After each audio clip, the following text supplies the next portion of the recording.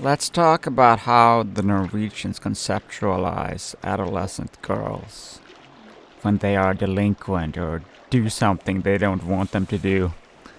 Um, I'm gonna show you one sane example and then one insane example, and then just gonna ask what is the difference? Why do we treat them so differently? Of course, I know the answer. It's because you want to rationalize punishing men, right? And controlling sexuality. But why do the normies put up with this as if it's some kind of rational thing to do to treat this so differently?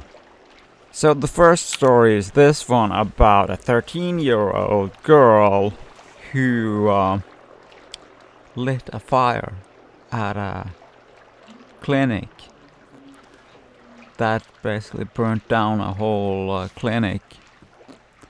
Like, she filmed herself and, yeah, she, it's kind of shocking. She actually burnt down this whole doctor's clinic here. And when you read this, you wouldn't know that she is any different from an adult. The age of criminal responsibility in Norway is 15, but you wouldn't know this from reading this. She's being portrayed as completely responsible. She's being charged, it says. I'm sure that's only a formal thing that the police will use to so they can solve the case. She's not actually gonna be charged in a trial, but she's being treated as responsible, and this whole article is completely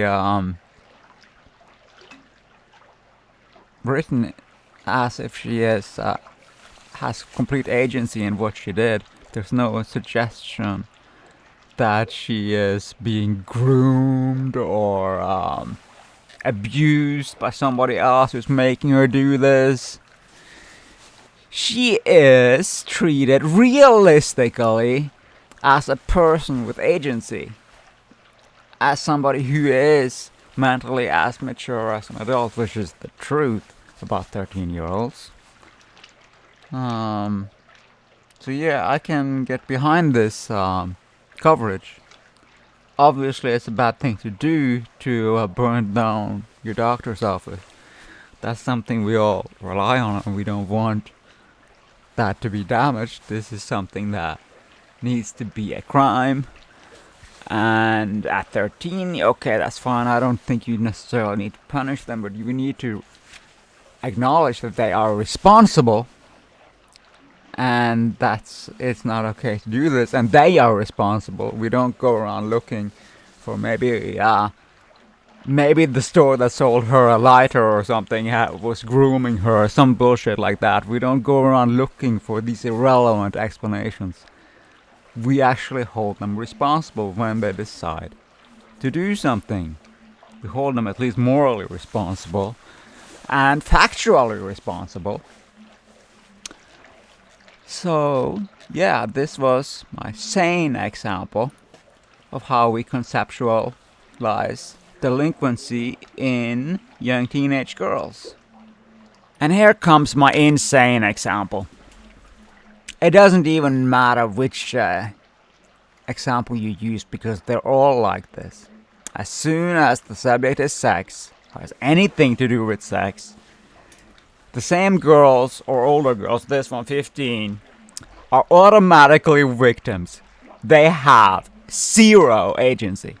This girl, as soon as she registers on a dating site for sugar dating, she is a victim by her own action of doing that, and she is only a victim. There's no agency here.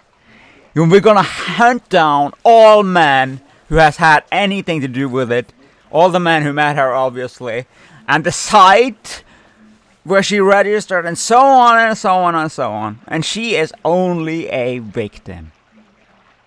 You know how it goes? It's always the same story.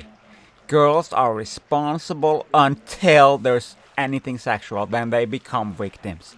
And this is supposed to be not just a pure witch hunt, the normies pretend there's some kind of rationality in this.